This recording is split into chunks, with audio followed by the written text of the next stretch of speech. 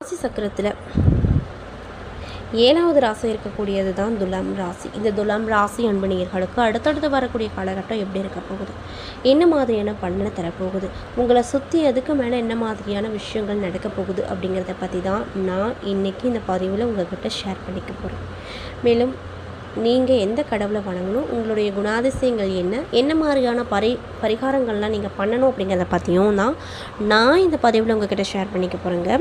இந்த பதிவில் சொல்லக்கூடிய எல்லா விஷயங்களும் கண்டிப்பாக உங்களுக்கு பயன் தரக்கூடிய விஷயமாக தான் இருக்க போகுது.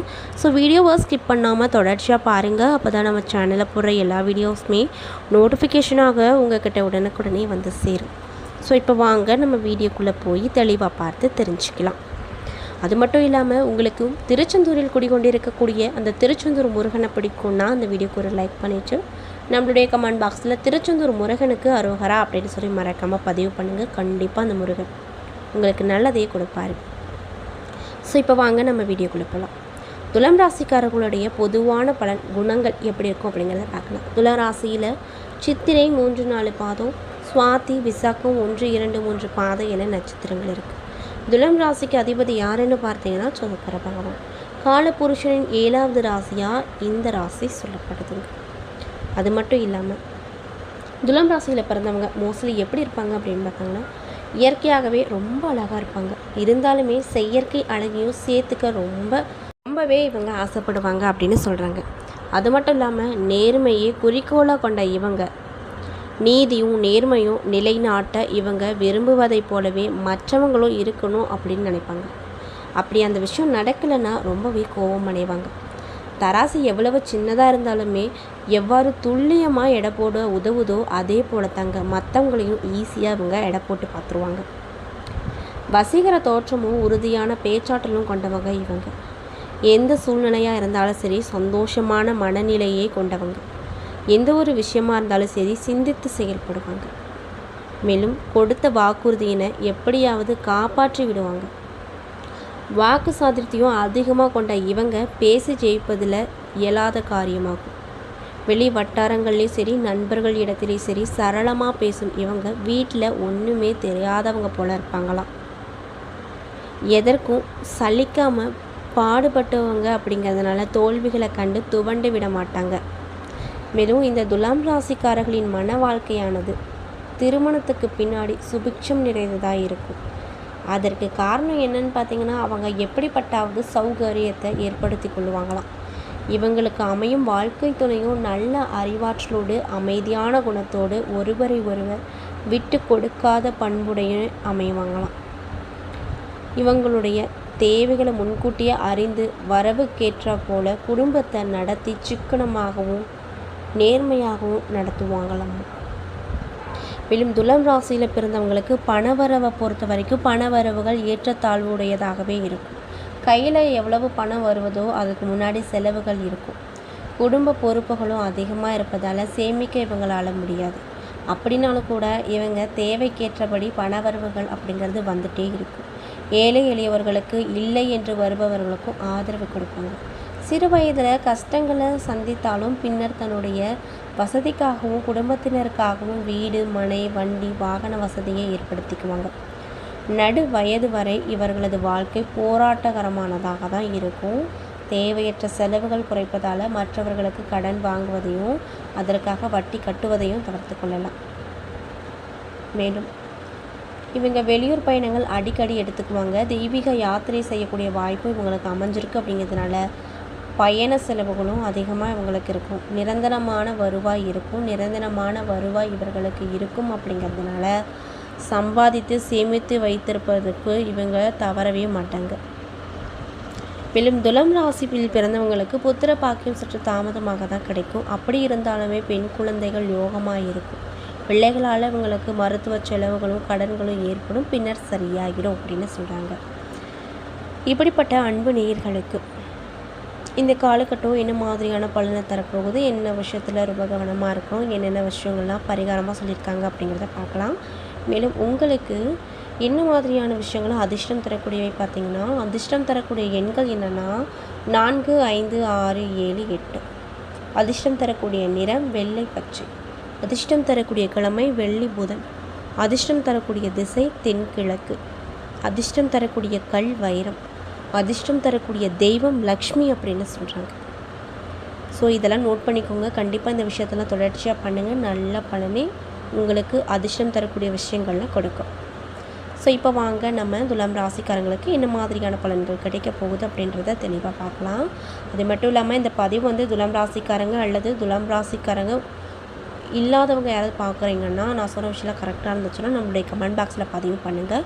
உங்கள் ஃப்ரெண்ட்ஸ் அண்ட் ஃபேமிலியில் யாராவது துலாம் ராசிக்காரங்களாக இருந்தால் நான் சொன்ன விஷயம்லாம் மேட்சாக இருந்துச்சுன்னா நம்மளுடைய கமெண்ட் பாக்ஸில் அந்த நபர்களுடைய பேரை மறக்காமல் பதிவிடுங்க. ஸோ இப்போ வாங்க நம்ம வீடியோக்குள்ளே போய் தெளிவாக இந்த துலாம் ராசிக்காரங்களுக்கு நடக்கக்கூடிய விஷயங்கள்லாம் என்ன அப்படின்றத பார்த்து தெரிஞ்சுக்கலாம். துலாம் ராசி அன்பர்களை பொறுத்த வரைக்கும் துலாம் ராசிக்காரங்களுக்கு இந்த காலகட்டம் எப்படி இருக்குன்னு பார்த்தீங்கன்னா, உடல் ஆரோக்கியம் மேம்படும், தேவையான பணம் கிடைக்கும். இன்னும் சிலருக்கு வீண் செலவுகளும் ஏற்படக்கூடும். அப்படிங்கிறதுனால பண விஷயத்தில் ரொம்ப கவனமாக இருங்க. உங்கள் கையில் இருக்கிற பணத்தை ரொம்ப பத்திரமா பார்த்துங்க. தேவையான செலவுகளை மட்டும் செய்யுங்க. கணவன் மனைவிக்கிடையே இந்த காலகட்டத்தில் ஒருவர் விட்டு கொடுத்து போனீங்கன்னா உங்களுக்கு எந்த ஒரு பிரச்சனையும் வராது. ரொம்ப நாளாக போகணும் அப்படின்னு நினச்ச புனித தலங்களுக்கு சென்று வரக்கூடிய வாய்ப்பு 90% அமைஞ்சிருக்கு. இன்னும் சிலருக்கு தெய்வ பிரார்த்தனைகளை நிறைவேற்ற வாய்ப்பு கிடைச்சிருக்கு. மேலும் உங்களுடைய அம்மா உடல் ஆரோக்கியத்தில் மேம்படும். பிள்ளைகள் வழியில் சில பல சங்கடங்கள் வந்து அதுக்கப்புறம் சரியாயிடும். வேலையில் இருப்பவங்களுக்கு வேறு வேலைக்கு முயற்சி செய்வதாக இருந்தால் நன்றாக யோசித்து பண்ணுங்கள். ஏற்கனவே வேலையில் இருப்பவங்களுக்கு நிர்வாகத்தின் ஆதரவு கிடைக்கும். வியாபாரத்தில் கடையை விரிவுபடுத்துவதற்காக பாடுபடுவீங்க. அதிக உழைப்பின் பெயரில் அசதியும் சோர்வும் ஏற்பட்டு அப்புறம் சரியாகும். விற்பனையும் லாபமும் உங்களுக்கு அதிகமாக கிடைக்கும். குடும்பத்தை நிர்வகிப்பதில் இருக்கக்கூடிய பெண்கள் மிகவும் பொறுமையாக இருக்க வேண்டியது காலகட்டமாக அமைஞ்சிருக்கு. வேலைக்கு செல்லும் பெண்களுக்கு அலுவலக சூழ்நிலை சாதகமாக இருக்கும். மேலும் உங்களுக்கு அதிர்ஷ்டம் தரக்கூடிய நாட்கள் 1, 3, அதிர்ஷ்டம் தரக்கூடிய எண்கள் 2, 5. வழிபட வேண்டிய தெய்வம் வாராகி அம்மன் அப்படின்னு சொல்கிறாங்க. அதே போல் கிரக நிலைகளை ஆராய்ந்து பார்க்கும்போது பஞ்சமஸ்தானத்தில் ராகு, ரணருண ரோகஸ்தானத்தில் சனி, களத்திரஸ்தானத்தில் செவ்வாய், அஸ்தமஸ்தானத்தில் சூரியன், பாக்கியஸ்தானத்தில் புதன், சுக்கிரன், தொழில் ஸ்தானத்தில் அதாவது தொழில் கர்ம ஜீவனஸ்தானத்தில் குரு, லாபஸ்தானத்தில் கேது என கிரக நிலைகள் அமைஞ்சிருக்கு. இதனால் உங்களுக்கு எப்படி இருக்குன்னு பார்த்தீங்கன்னா, தெளிவான மனநிலை இருக்கும்.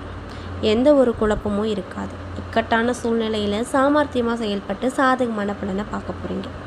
செயல்திறன் அதிகரிக்கும். நெருக்கடியான சமயத்தில் எதிர்பார்த்த உதவி நிச்சயமாக கிடைக்கும். நல்லா கவலைப்படாதீங்க.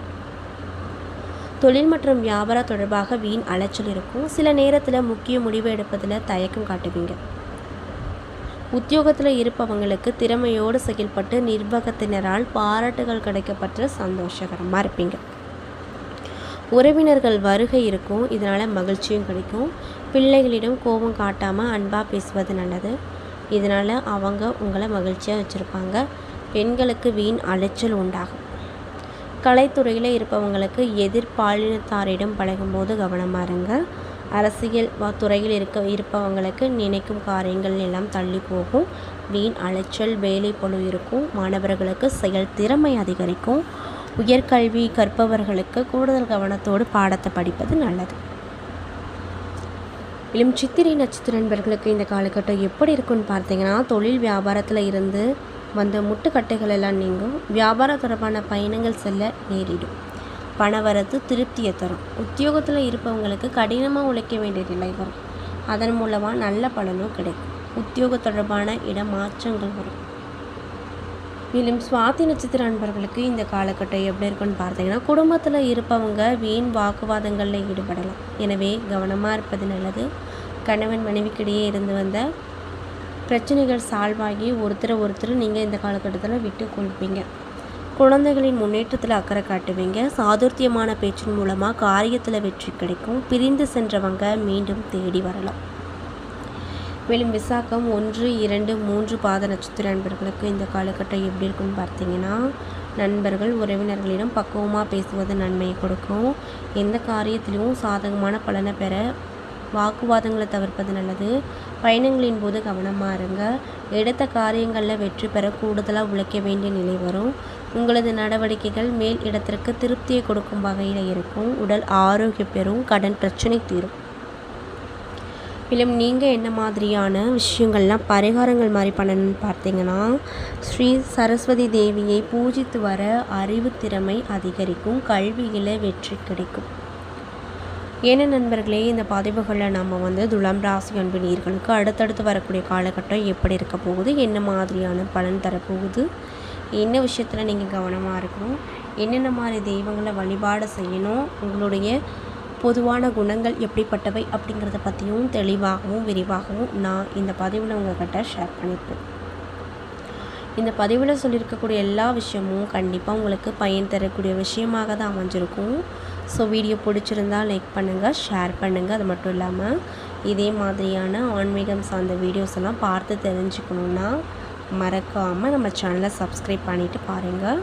அப்போ தான் நம்ம சேனலில் போடுற எல்லா வீடியோஸுமே நோட்டிஃபிகேஷனாக உங்கள்கிட்ட உடனுக்குடனே வந்து சேரும். நன்றி.